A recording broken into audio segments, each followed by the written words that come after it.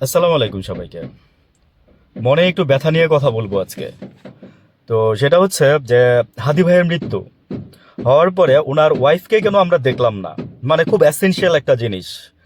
কারা? সংবাদপত্র, মিডিয়া, মানে মানে সংবাদপত্র আলাদা বলে লাভ নেই, মিডিয়ার কথাই বলি, টোটাল জগৎটাকে বোঝায় মিডিয়া।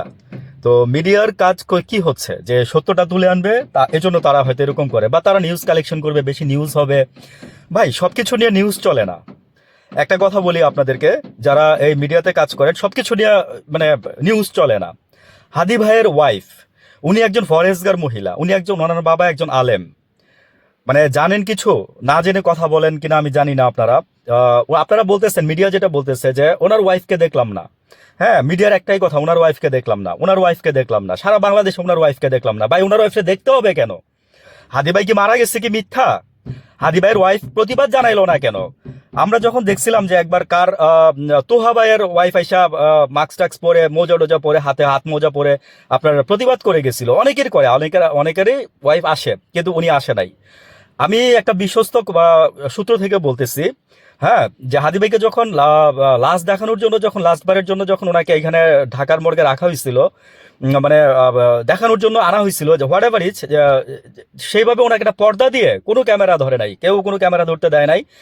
উনি জাস্ট নাকি বলছে যে আল্লাহ মাফ করুক আমার যদি ভুল না হয়ে থাকে, আমি বিশ্বস্ত সূত্রেই বলতেছি, উনি নাকি বলছে যে আম, আপনাকে আল্লাহর জিম্মাই দিলাম, আপনাকে আল্লাহর জিম্মাই দিলাম, আপনি ভালো থাকেন, আপনার সাথে আমার কেয়ামতের পরে দেখা হবে হাসরের ময়দানে, না এরকমই আর কি, যে এরকম কিছু, কেয়ামতের দিন পরে দেখা হবে আপনার সাথে, আমার মৃত্যুর পরে দেখা হবে, এই ধরনের কথা আর কি।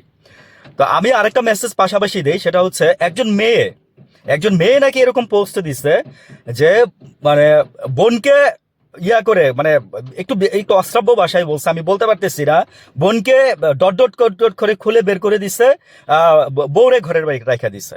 ছি, বোন, যে তুমি বলছো বোন, তোমার কথা আমি বলি, আল্লাহ তোমার কোন জায়গায় জায়গা দিবে আমি জানি না। মনে রাখো, যদি মুসলিম হয়ে থাকো একদিন মরে যাবা, আর মরে গেলে তোমার হিসাব দিতে হবে, জবাব দিতে হবে সবকিছুর জন্য, মাইন্ড ইট। আমি শুধু এইটুকু বললাম। তুমি মুসলিম না হইলে আমার কোনো আপত্তি নাই, আমার কোনো সমস্যা নাই। হ্যাঁ, অ্যাজ এ হিউম্যান বিং তুমি সে সবকিছুই করতে পারো, কিন্তু তুমি যদি মুসলিম হয়ে যদি তুমি এই কথা বলে থাকো আরেকটা মহিলা সম্পর্কে এবং হাদি ভাইয়ের ওয়াইফের সম্পর্কে, আল্লাহ তোমারে কোনোদিন মাফ করবে না। সারা বাংলাদেশের মানুষ কেন, এই পৃথিবীর মানে হাজার কোটি লক্ষ মানুষও তোমার এই কথা শুনে মনে করে যে তোমার ধিক্কার জানাবে। আমি তোমার সাথে ধিক্কার জানাইতেছি এই কথাটার জন্য। ঠিক আছে, তুমি মেয়ে হয়ে একটা মেয়ে বুঝো না কিভাবে ইয়ে করে। আসো, তোমরা বহুত আসো দেখছি, মানে নষ্টামিতে দেশটা ভরে গেছে। ভালো থাকবেন সবাই, আসসালামু আলাইকুম।